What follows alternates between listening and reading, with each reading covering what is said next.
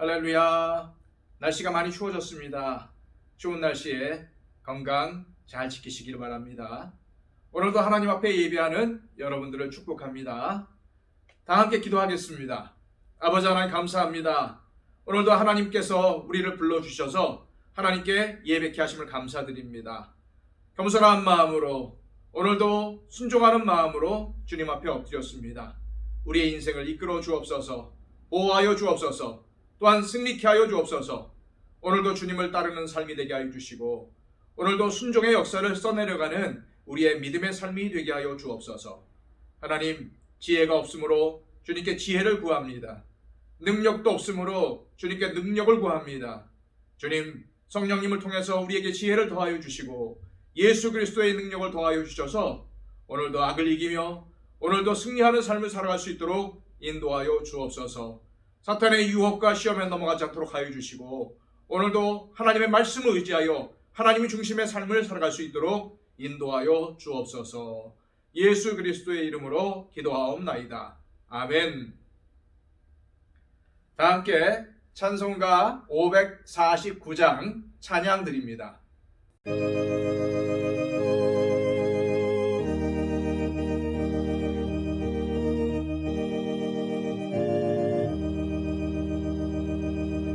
내 주여 뜻대로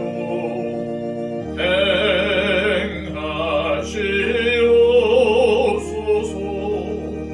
온 몸과 영혼을 다 주께 드리니 이 세상 주 인도하시고 날 주관하셔서 뜻대로 하소서. 내 주여 뜻대로 행하시옵소서.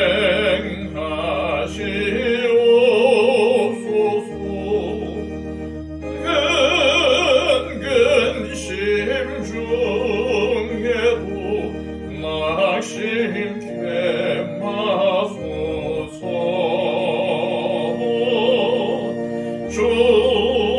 주님도 때로는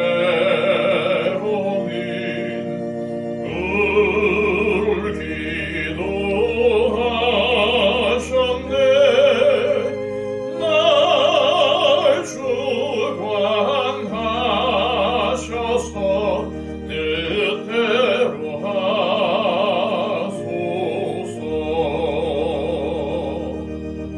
내 주여 뜻대로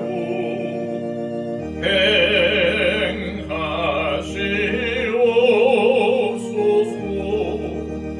내 모든 일들을 다 주께 맡기고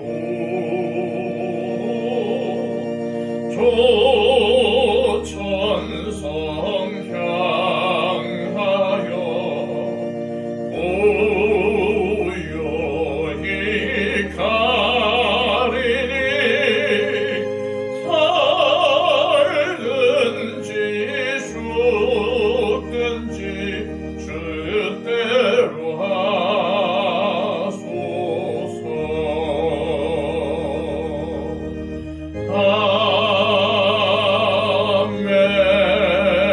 아멘.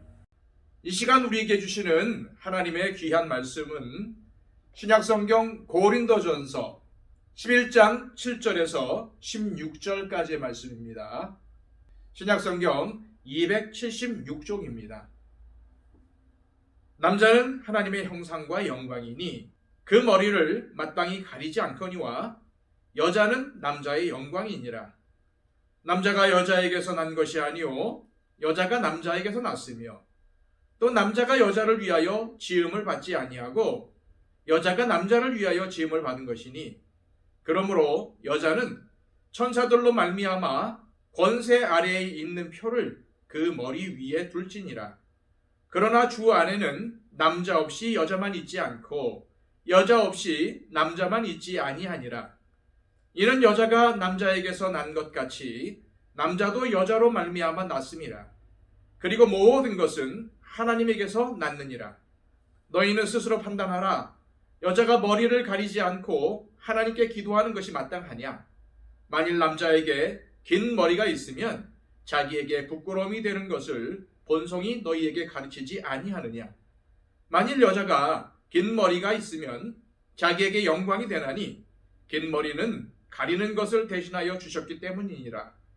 논쟁하려는 생각을 가진 자가 있을지라도 우리에게나 하나님의 모든 교회에는 이런 관례가 없느니라. 아멘. 바울은 예배 생활에 대해 고린도 교회 성도들을 권면하면서 여자가 예배를 드릴 때에 머리를 가려야 하느냐라는 주제를 먼저 다룹니다. 지금 우리의 예배 문화와는 맞지 않죠. 만일 지금 상황에서 특히 여성에게 이 말씀을 전한다면 교회에서 여성을 차별하는 것을 바울이 옹호하고 있다는 오해를 살 수도 있습니다. 그런데 오늘 본문에는 더 오해를 살 만한 말씀이 나옵니다. 7절에서 9절까지의 말씀입니다. 남자는 하나님의 형상과 영광이니 그 머리를 마땅히 가리지 않거니와 여자는 남자의 영광이니라. 남자가 여자에게서 난 것이 아니요 여자가 남자에게서 났으며 또 남자가 여자를 위하여 지음을 받지 아니하고 여자가 남자를 위하여 지음 받은 것이니. 남자는 하나님의 형상과 영광이라서 머리를 가려서는 안 되고 여자는 남자의 영광이라서 머리를 가려야 한다? 또 여자가 남자에게서 왔고 여자는 남자를 위하여 지음을 받았다? 이쯤 되면은 여성의 입장에서는 정말 기분이 상할 수도 있습니다. 이 때문에 바울은 가부장 제도의 옹호자이며 여성 차별주의자였다는 비난을 받기도 합니다. 하지만 비난에 앞서서 우리는 바울 당시의 상황을 고려해 볼 필요가 있습니다. 바울 당시 로마 사회에서는 여자의 머리 덮개는 결혼을 했다는 표시였습니다. 그래서 여자가 머리를 안 가리고 공식 석상에 참석하는 것은 남편을 무시하는 짓으로 여겨졌습니다. 한편 유대인들은 여성이 공개적인 자리에 서면 너울로 머리를 가리는 관례가 있었습니다. 마찬가지로 헬라 사회에서도 여성이 외출을 하거나 공식적인 자리에 참여할 때에 반드시 머리에 수건을 썼습니다. 사실 이것은 여자가 남자의 권위 아래에 있다는 표시이기도 했습니다. 확실히 남성 우월주의 문화가 반영된 것이죠. 바울의 메시지에는 이러한 상황이 고려되었던 것입니다. 여성의 지위를 격화시키거나 남성이 여성보다 우월하다는 주장을 하려고 이 말씀을 전한 것이 아닙니다. 오히려 그는 성평등을 옹호하는 말씀을 전하기도 했습니다. 11절, 12절 말씀입니다. 그러나 주 안에서는 남자 없이 여자만 있지 않고 여자 없이 남자만 있지 아니하니라. 이는 여자가 남자에게서 난 것 같이 남자도 여자로 말미암아 났음이라. 그리고 모든 것은 하나님에게서 났느니라. 이 말씀에 남성 우월주의나 성차별의 냄새가 납니까? 바울은 남자건 여자건 다 하나님에게서 났다고 했습니다. 이처럼 바울은 앞에서는 남성 우월적인 말씀을 전하다가 갑자기 남녀 평등을 옹호하는 말씀도 전했습니다. 뭔가 앞뒤가 안 맞는 것 같죠? 그렇다면 바울은 왜 이러한 메시지를 전한 걸까요? 여러 번 강조하지만 바울의 관심은 하나님의 영광과 교회의 덕을 세우는 것이었습니다. 성도는 예수님 안에서 자유로운 존재가 되었습니다. 그리고 하나님 나라는 세상의 문화와 관습을 넘어섭니다.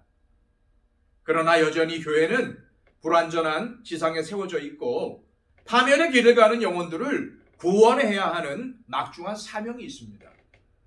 따라서 복음을 전파하려면 우리의 자유를 남용하지 말고 덕을 끼치는 삶을 살아야 하죠. 나보다 약한 사람들을 긍휼히 여기고 섬기는 이타적인 삶을 살아야 합니다. 여성 성도들이 우리는 예수님 안에서 자유하니 이제 머리를 가릴 이유가 없다고 하면서 자신들의 자유를 주장한다면 이 때문에 예배에 함께 참여하는 교인들이 시험에 들 수 있습니다. 예수님을 모르는 불신자들은 교회가 여자들을 망치고 있다고 오해를 하면서 아내건 딸이건 어머니건 교회에 못 가게 할 것입니다. 그러면 선교에 막대한 악영향을 초래하고 마는 거죠. 따라서 오늘 본문은 절대로 여성 차별을 강조하려는 것이 아닙니다. 오히려 여성들이 예배에 적극적으로 참여하는 것을 장려합니다. 여성 성도들은 예배와 같은 모임에서 기도도 하고 예언도 할 수 있는 자유가 있습니다. 이러한 여성들에 대한 바울의 메시지는 분명히 가부장적이고 남성 중심적인 측면이 있기는 합니다. 하지만 그렇다고 해서 남편이 아내를, 남성이 여성을 무시하고 차별하는 행위를 결코 용인하지 않습니다. 이 말씀의 핵심은 차별이 아니라 구별인 것입니다.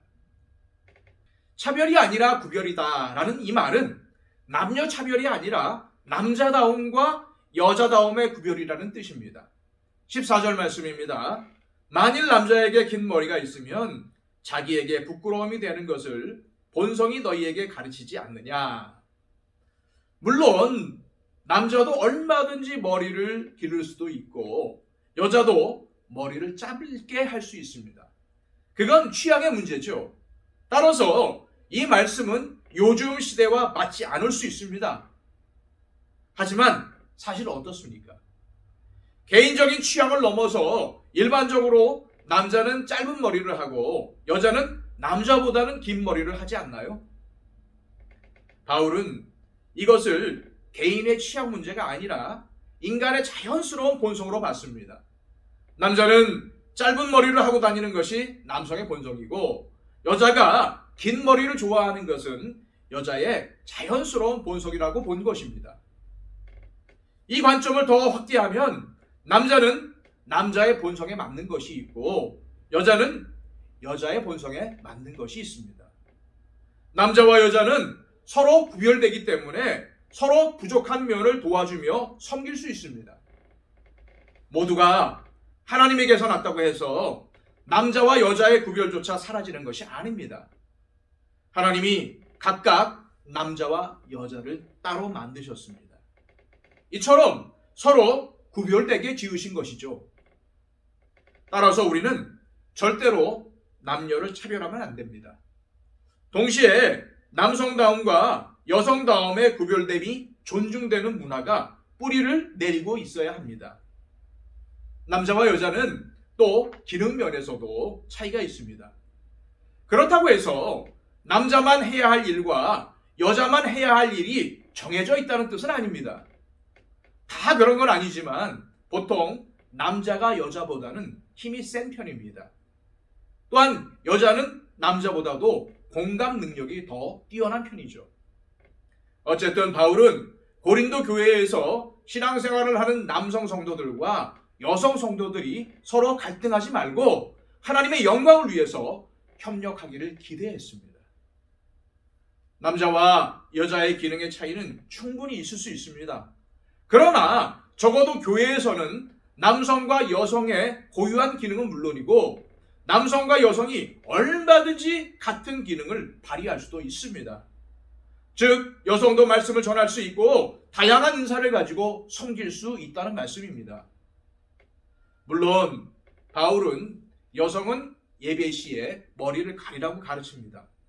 비록 여성이 머리를 가리는 것이 당시 가부장적인 사회 간수부의 역량 때문이기도 하지만 여성들이 이러한 모습을 보일 때 오히려 주도적으로 예배 생활이나 교회 사역에 참여할 수 있다고 본 것입니다. 오늘 이 시간 기도하실 때 우리 모두 예배 생활에 대해서 바울이 전하는 메시지를 잘 헤아려서 다른 사람들을 차별하는 일이 없기를, 또한 오히려 나보다 남을 더 낮게 여기는 삶을 살게 해달라고 기도하시기를 바랍니다. 또한 내 자유를 함부로 남용해서 다른 사람들의 마음을 불편하게 하거나 복음 전파에 장애가 되지 말고 성숙한 성도답게 마음가짐은 물론이고 몸가짐에도 신경을 써서 품위가 있는 신앙생활로 교회와 이웃에 덕을 끼치며 또한 주님께도 영광 돌리는 삶을 살게 해달라고 기도하시기를 바랍니다. 또한 우리 교회를 위해서 기도하실 때 하나님의 마음에 합한 교회, 지역사회에도 선한 영향력을 끼치는 교회, 또한 하나 되는 교회, 하나님께서 기뻐하시는 교회가 되게 해달라고 기도해 주십시오.